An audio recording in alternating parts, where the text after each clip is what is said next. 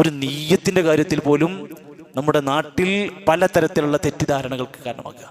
പള്ളിയിൽ നിന്ന് ഇമാമ് എല്ലാവരും നീയത്ത് പറഞ്ഞു കൊടുക്കുകയാണ്. എന്നിട്ട് ഓലിങ്ങനെ ചൊല്ലി പറഞ്ഞ് ഏറ്റി പറഞ്ഞ് എന്തോ പറഞ്ഞു പോവുകയാണ്. ഒരാൾ ഫർദ് നോമ്പിന്റെ നീയത്ത് വെക്കേണ്ടത് സുബ്ഹ് നമസ്കാരത്തിന്റെ ഫജ്റിന്റെ ബാങ്കിന്റെ മുമ്പ് വെച്ചിരിക്കണം.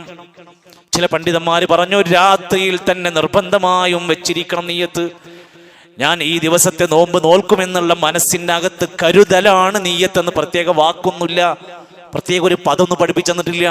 ഞാൻ ഈ ദിവസത്തെ നോമ്പ് നോൽക്കുമെന്ന് മനസ്സിൽ നീയത്ത് വെക്കിൽ നിന്ന് കരുതുക എന്നാണ്. അതുകൊണ്ടാണ് നബി സല്ലല്ലാഹു അലൈഹി വസല്ലമ പറഞ്ഞത് ഇന്നമൽ അഅ്മാലു ബിന്നിയാത്ത്. നീയത്തടിസ്ഥാനത്തിലാണ് നമ്മുടെ കർമ്മങ്ങൾ തീരുമാനിക്കപ്പെടുന്നത്. 4 മദ്ഹബിന്റെ ഇമാമീങ്ങളും ഏകോപിച്ച് പറഞ്ഞു ലാ യസിഹു സൗമു ബിദൂനി നിയ്യത്തിൻ. നീയത്തില്ലാത്തവന്റെ നോമ്പ് ശരിയാകൂല.